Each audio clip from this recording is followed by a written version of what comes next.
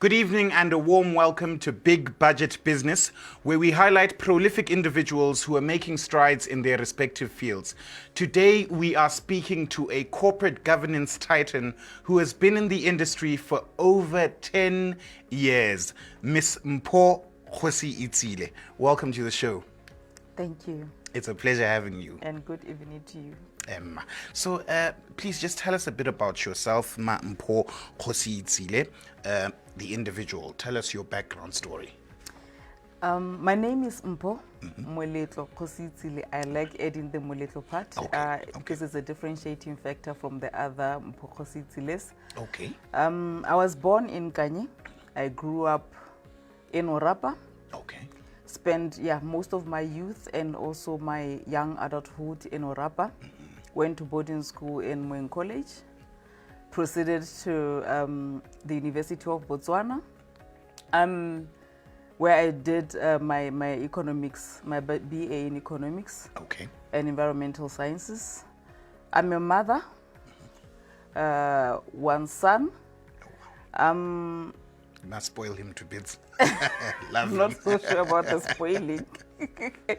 Yes, I'm a mother, and I'm also a sister and an aunt to many lovely kids, and of course raised by a single parent, coming from a family of 6 siblings. Okay.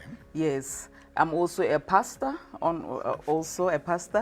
And I don't do it full time though, because my full time is the business that I do. Yes. But I do also pastoral duties. Yes. Wow, thank you for that background. And I like that you touched on the pastoral aspect, that, if the calling is there, in as much as you're in the corporate sector and everything, you still need to go back to the calling. Wow, thank you so much. All right, so now that we've gotten a background of Mpho Moletlo Kgosietsile, the individual, tell us about Mpho the entrepreneur. Where did this knack for entrepreneurship start, and how did you get to the point that you are at today? When I was young, Yes. I played with dolls, but not exactly because these are just dolls. I played with them because I made clothes for them. Oh, okay. So I used to play out the fashion realms and, what kind of clothes they would be having. So I would be having even men and women dolls as well, so that I can play that out. So I really loved designing initially, and I thought maybe one day I'll be a designer. Okay. That was my thinking. And I also loved reading a lot. So I had magazines that I actually held close to my heart. So when I was young, I was thinking one day I'm gonna be a fashion designer or a stylist that will be like running my own business, designing clothes and everything. And I'm going to have a magazine, and then it was like, a magazine is glossy, it's nice, but I'm just going to have something that showcases people and nice things and what have you. Absolutely. And I also love cooking, and then I thought one day I'm gonna have a restaurant. So I'm just giving that background to say I think the entrepreneurial journey started when I was young. Yes. I had some wishes, some dreams that I thought one day would come to pass. But when I started working, I started working from UB. I was now in the corporate sector, but it has appeared that dream did not fall off. Eventually, I found myself again, and now became an entrepreneur, though not necessarily in the fields that I thought I was before. Absolutely. But I still am interested in taking in the future. But then also in the services sector. Yes. Yes, and consulting sector even. But that push has always been there. And that's what has pushed me to be where I am today. Wonderful, wonderful. Yes, I like that. So what I gather from your story is that the entrepreneurial spirit was there from the get-go, because the ideas were always there. You were already fashioning some clothing for the dolls and everything, and then the cooking. So, but the spirit was there. And eventually, even when you got your graduation and everything, you still went the entrepreneurial route.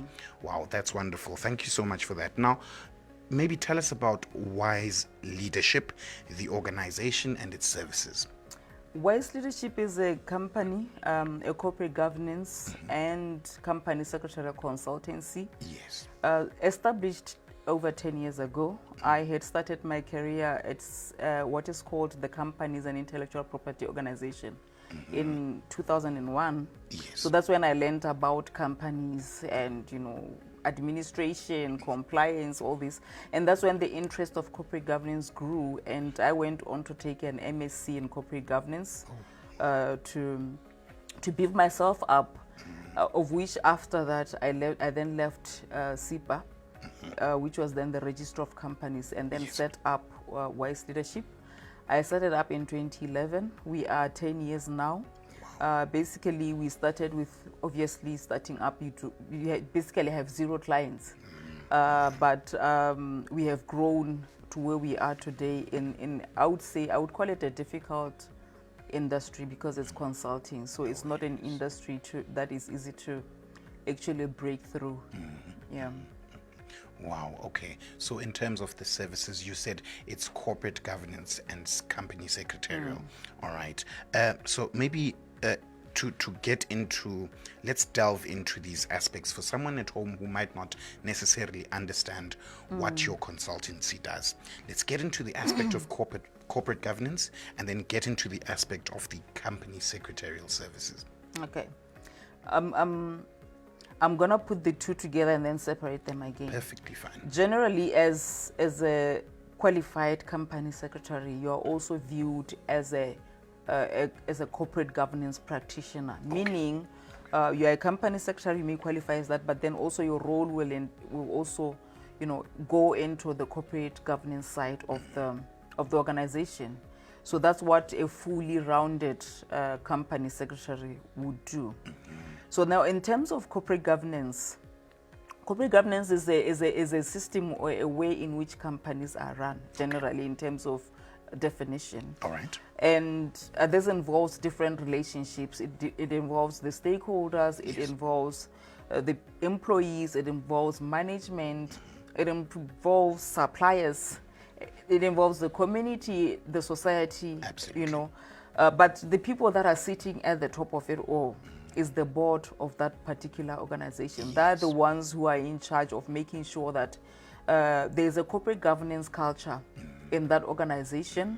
I usually refer to them as the custodians of the corporate governance.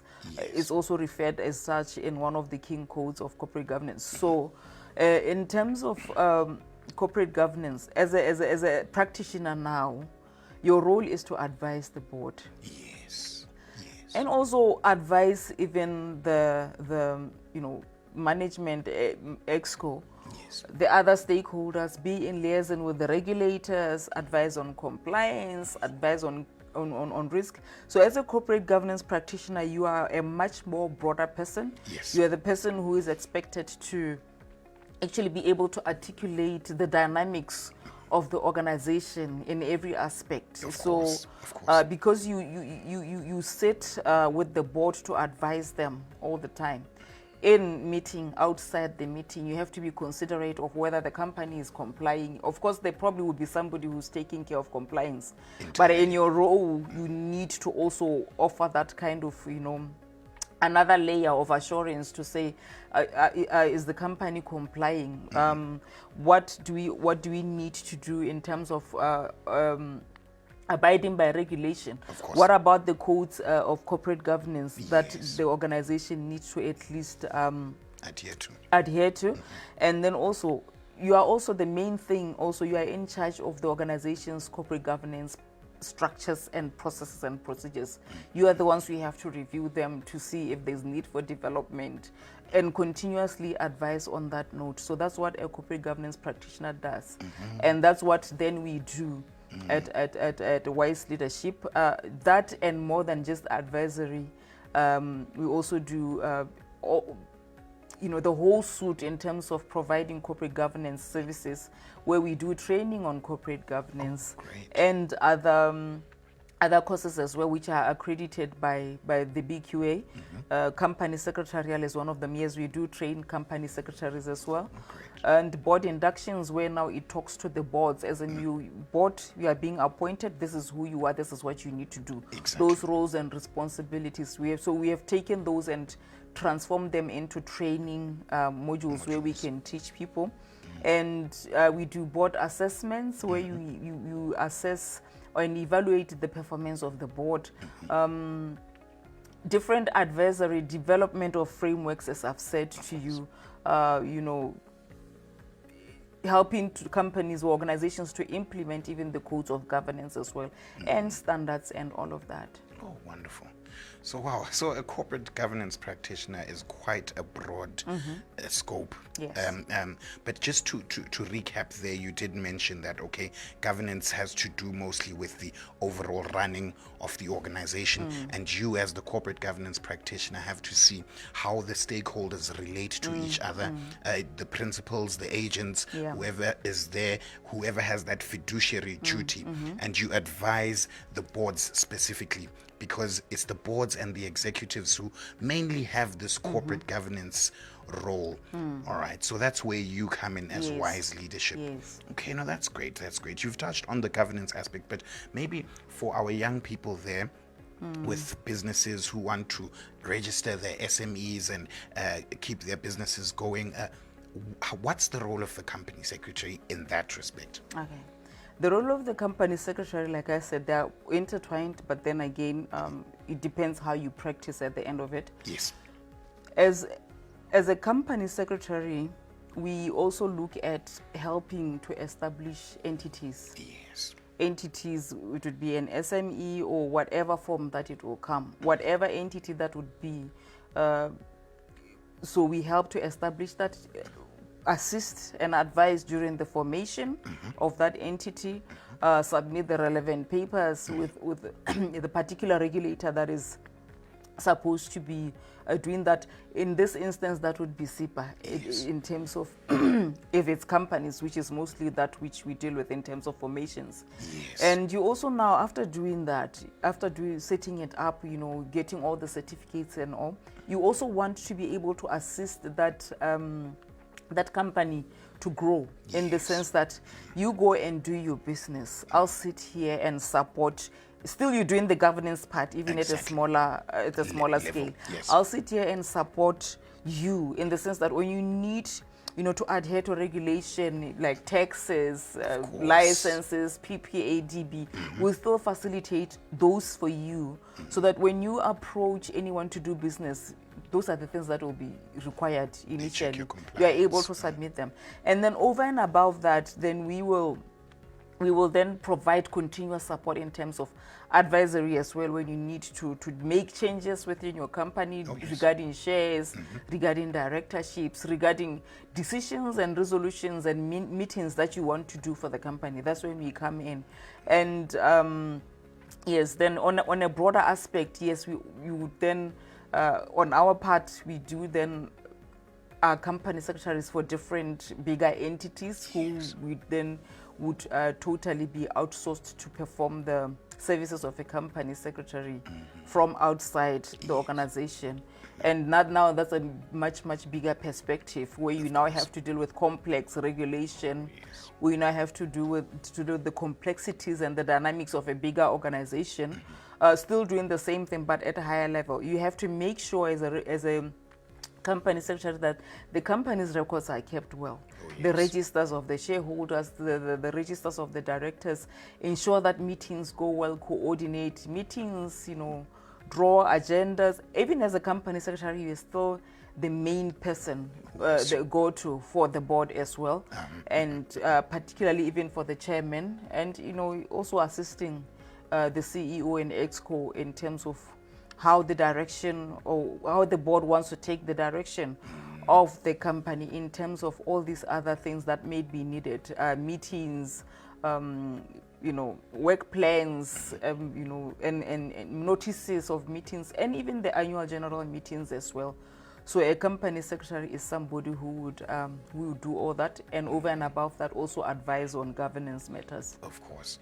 Wow, definitely. Thank you so much for that very comprehensive definition of the corporate governance aspect as well as the company secretarial service aspect. But let's speak to now the challenging aspect. You did say that this is consultancy, and in the Botswana landscape, it's been quite a challenge.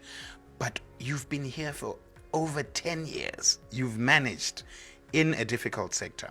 Tell us about what your greatest challenge has been and how you think you overcame it, so that someone who'd like to do the same can learn from you.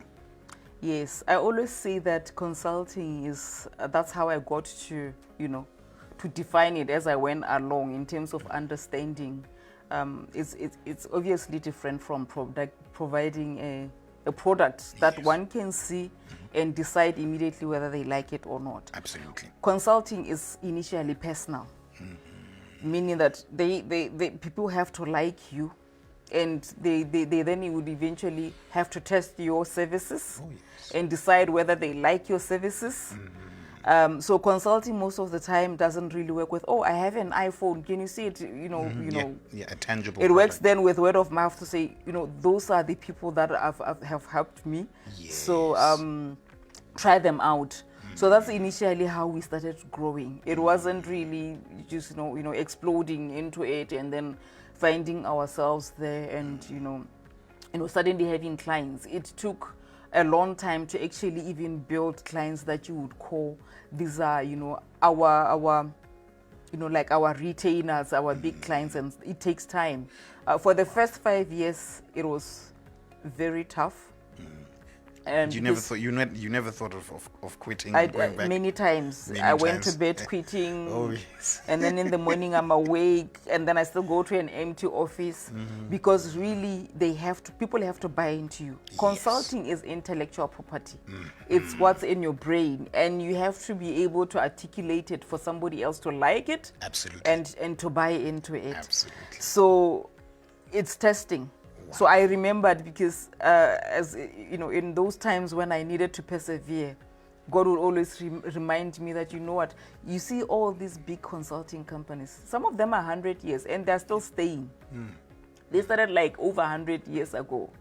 It's not because they're staying now and they're making now, but the people who started them have been gone long time. So what remained is the name that carried them through the years. The name, the reputation, the intellectual property, the trust that has been built over years to say, we can do this for you. So that's what keeps the clients coming. Even the ones, we grew up finding a lot of them, but we still go back to them and ask for services because they have established themselves. So consulting needs perseverance. You would give up if you don't persevere. If you would give up, you have to be prepared to say, there are days when I probably wouldn't even eat anything, when I wouldn't have much. But because it's the idea that burns in you, you are still going to go back as long as you believe that eventually it will come to pass. And when it did come to pass, we actually, we like, okay, so we find ourselves here. We were there 1 minute, now we are here. So how did it happen? That's exactly how it happened. You just see people starting coming in droves and numbers. Wow, that's it's such an interesting story because before we get into it, ladies and gentlemen, I'm definitely learning a lot personally too. Ladies and gentlemen, we are speaking to Mpho Moletlo Kgosietsile of Wise Leadership, and she's telling us about the industry that she's in, which is corporate governance and consultancy, as well as company secretarial services. So we're learning a lot. Now, we were asking about your challenges and your journey, and you did say that usually from the start, it's really about the relationships that you build. People need to have a certain level of trust when it comes to you, and then after trusting you, they have to now trust your services. And for them to trust your services, you mentioned something, intellectual property. So what are the things that you're doing to stay in their minds? It's an intellectual aspect. You did mention that some of the companies that have been there for over decades, your McKinseys, your Booz Allen Hamiltons, yes. they didn't start out where they are now. The founders had to do that, establish the relationships, the intellectual property. And then one day, boom. Wow, okay. That's so interesting. But anyway, so would you say that you've, because you did say you were tried and tested, but overall, would you say you enjoyed your entrepreneurial journey so I far? enjoyed my journey. It was tough. Yes, I wanted to give up. Actually, not wanted. I quit many times. Wow. And but I enjoyed it. Yes. With looking back, I see a person who went through what they had to go through, only to be built and now become a well-rounded person at the end of it. So looking at it, as painful as it was, Yes. it's making me who I am today, Wow. the resilient person that I am today. So I'm not sure if you were to ask me would I change anything, I'm not sure if I would change anything. I think I would still take the same risk. Wow. And you would encourage young people to do so too, because you did mention that it develops you. Wow. They should do so, and they should stick with it if they believe it will come to pass. Yes. Okay. So thank you so much for that. Now, just in closing, I'll ask, how can we access the services of Wise Leadership? And just to recap, you did say that you offer the services to the corporates, to the SMEs, to different individuals, and then there's the training aspect. Yes. So for someone who wants the trainings, maybe also who would like to venture into this space of corporate governance and company secretarial, how can they contact or reach Wise Leadership? And also, how can they follow your journey personally? That's if you're out there. Well, Wise Leadership, we have 2 phone numbers. Okay. They can call for inquiries at 311-6813. And then another one which they can call and also WhatsApp is 7332-9959. Okay. And probably just email info@wiseleadership.co.bw. Now, in terms of following us or just being interested in who Wise Leadership is and what Wise Leadership is doing, is through a Facebook page. We have Facebook, we have Instagram, Twitter, and LinkedIn. Yes. Wise Leadership. So that's where you see all the activities, that's where you see all the trainings, that's where we post articles. If maybe I have written something, that's where we post them. We also do post our conferences, our seminars, and our workshops. Personally, for me, I just share what Wise Leadership would have posted. We also have another baby of Wise Leadership, which is called the Responsible Citizen magazine. It's a corporate social responsibility magazine. It showcases different entities and individuals who are out there to actually make an impact, not just donate, but make an impact in the lives of the people. Is it maybe even about protecting the environment and so on? So generally, Wise Leadership and the Responsible Citizen are actually doing one thing. They're complementing each other, because in governance, you would talk about corporate social responsibility. You would talk about a company or an entity becoming a responsible corporate citizen. Yes. So it's in the corporate governance so basically, code. that's just an arm of Wise Leadership, an arm of governance generally. So it's just taking it out on its own and, hitting on it, because we want to advocate for a healthy Botswana, and where companies or organizations actually think about the community, the environment, as and when they do business. Remember, the key thing, even with the Sustainable Development Goals, is sustainability. Yes. So that's what we're doing with the Responsible Citizen. It's also on social media, LinkedIn, Facebook as well, Instagram and Twitter. Wonderful. Wow. So definitely quite an insightful interview here, Miss Mpho Moletlo Kgosietsile. Let me thank you so much for your time and the information that you've shared with us. I'm sure a lot of young people would love to follow you. But can I ask you a rather personal question? Is there anybody within the consulting sector, whether locally or internationally, who you would say on those days that you felt like quitting, you would maybe refer to their books or their intellectual property or something, someone you would advise young people to look up to within that sector? Besides you, of course. Well, I read, there's one book that I read. The person, I don't know if he's known a lot, but Okay. he's also a Christian. So usually I would go to Christian authors sometimes to encourage myself, but really also those based on leadership as well. Yes. And business. There are those that really would write about business and leadership quite well. From the Christian Yes, perspective. in terms of leadership, I usually go to John Maxwell, yes. and teach myself. They grow my emotional intelligence as a leader. And in terms of just generally business, there's a book that really still rings into my mind. It's from by Gunnar Olsen. Okay. Yeah, he's where is it? Okay, but he has a book that taught me faith in terms of business. Oh, okay. Yes, Okay. it taught me faith. When you pray, what do you do, and things like what do you do when things are going wrong? 'Cause What do you say to God when things are going wrong? And I really did learn a lot from that, and I'm still learning a lot from other people as well. Just maybe sometimes one or two things, consulting, seeking advice from different people, even Botswana as well. So, yeah, I've had a diverse people that I would generally just, bounce ideas on them and ask them how it's Thank you. done. Thank you so much. Let me thank you once again, Mpho Moletlo Kgosietsile, for coming to our show. It's been a pleasure having you. Thank you. Thank you.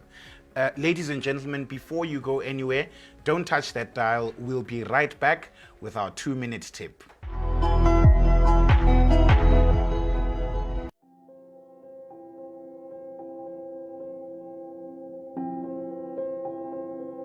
The weak revel in their aggression.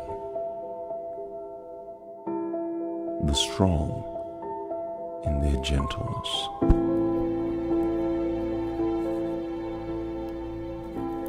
Be more hard and less attack.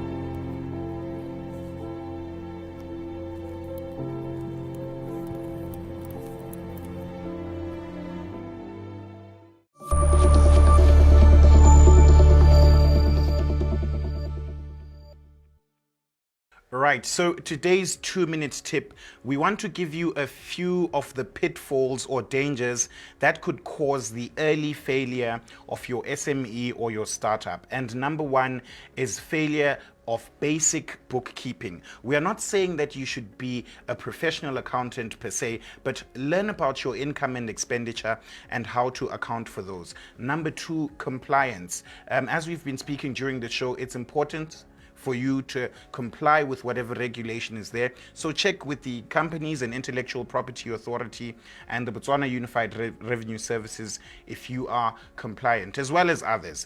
And then number three, time management. As a young person in business, make sure that you're focusing your time on the right aspects. Now, you see, this one is a bit contextual. We can't generalize it, but you know the aspects that you should be spending the most time on as you run your business. And lastly, your interpersonal relations. How exactly are you relating with those that you are in business with, as well as those that you are working with within your organization? So these can be some of the pitfalls or dangers that can cause the early failure of your SME or your startup if we don't really consider them in depth. Ladies and gentlemen, it's been a wonderful show. Thank you so much for your time. As always, from me, Big Budget, and the team that makes it happen, Black Network, Moana Pictures, it's good night and God bless. And never forget that you were born for so much more.